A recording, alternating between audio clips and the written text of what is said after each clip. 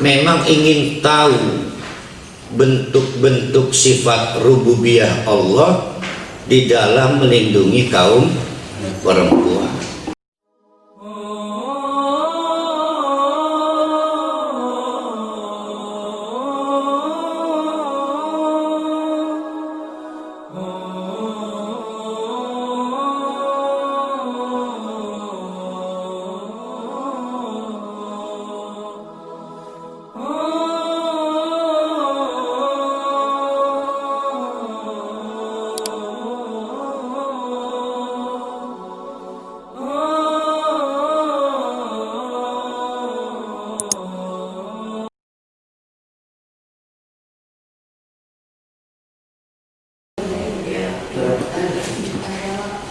Alhamdulillahirabbil alamin. Nahmaduhu wa nasta'inuhu wa nastaghfiruh wa na'udzu billahi min syururi anfusina wa min sayyiati a'malina. May yahdihillahu fala mudilla lahu wa may yudlilhu fala hadiyalah. Asyhadu an la ilaha illallah wa asyhadu anna Muhammadan abduhu wa rasuluh la nabiyya ba'da. Insyaallah kita pada pagi hari ini akan mengkaji surah At-Thalaq. Ini akan sangat bersifat teknis atau fiqhiyah, jadi tidak dapat dihindari akan bersifat fiqhiyah. Oleh karena itu nanti akan banyak dicatat bapak-bapak, ibu-ibu, masalah tolak atau bahasa kita menyebutnya talak adalah masalah yang jarang dikaji, tetapi merupakan suatu tindakan yang tidak perlu dipelajari, sudah mahir, Anda bisa.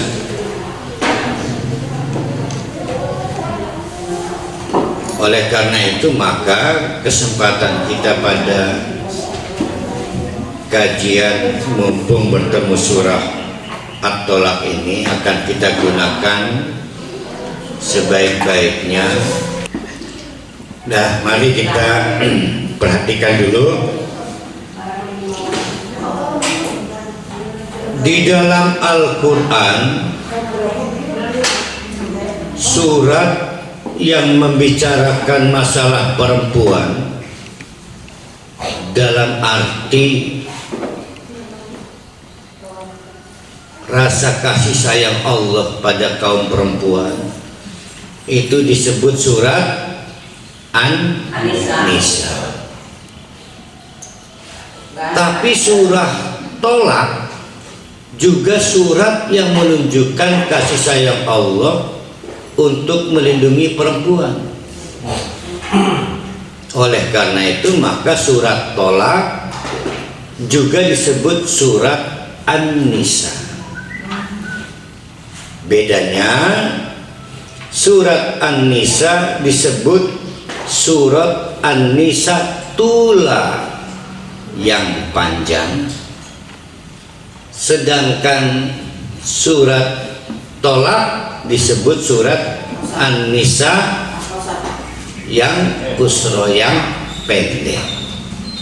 Jadi dengan demikian surat An-Nisa ada dua. Ada surat An-Nisa panjang yang memang namanya sudah surat An-Nisa. Ada surat An-Nisa pendek yang namanya surah At-Thalaq. penting untuk kita pegang ini agar pada saat kita mengkaji surah At-Tolaq memang ingin tahu bentuk-bentuk sifat rububiyah Allah di dalam melindungi kaum perempuan.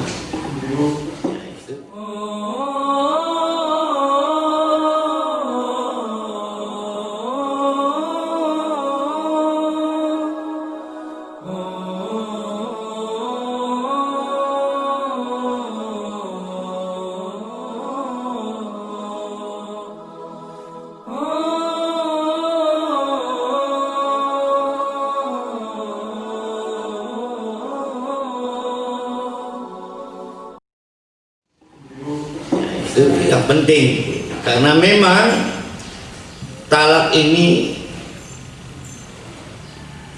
adat tua dan agama Islam melalui Al-Quran hadir bukan hanya untuk memperbaiki, tapi mengembalikan kedudukan perempuan sebagai bagian dari kepentingan Allah kepada kaum lelaki apabila ingin selamat dunia akhirat.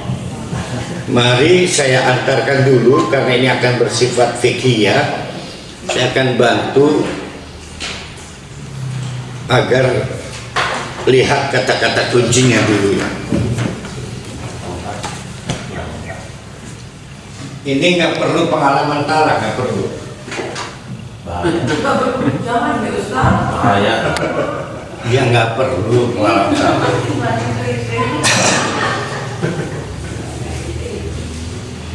Hukum asalnya disebut nikah. Hukum asal.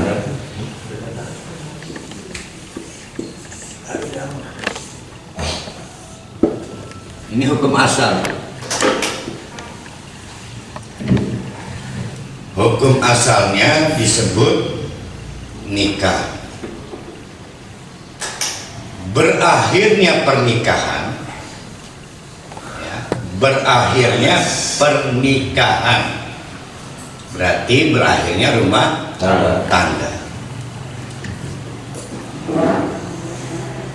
Itu tergantung siapa inisiatornya. Kalau inisiatornya lelaki, berarti suami, maka metode mengakhiri pernikahan itu disebut dengan talak.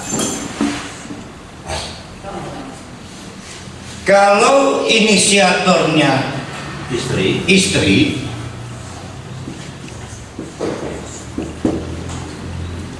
maka disebut dengan khulu.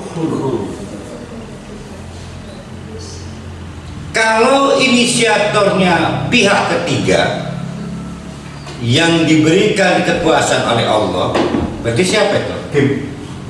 Qadi atau hakim, maka disebut dengan hakim, maka disebut dengan fasah.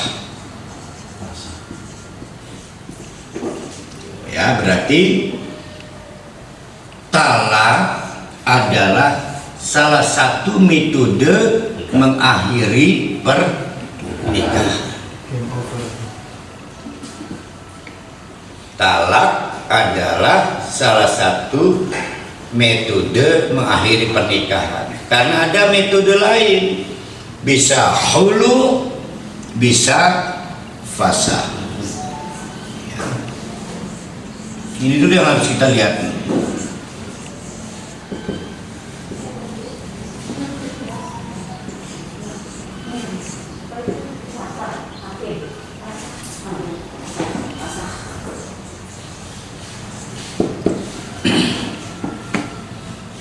Kalau kita lihat buku almarhum Kiai Haji Ahmad Syafuddin Hasan yang Al-Huda jilid 6 bab nikah, bab talak, maka menurut almarhum menurut almarhum mengakhiri pernikahan, terserah bentuknya apa, mau metode talak, mau metode hulu, mau ya hulu, paham nggak hulu apa lang? Pernah ada yang mencoba hulu? Belum. Belum. Ya. Jangan sensitif ini. Semua diizinkan Allah karena ada rahmat di dalamnya. Semua ada rahmat. Kalau talak sudah kegambar ya.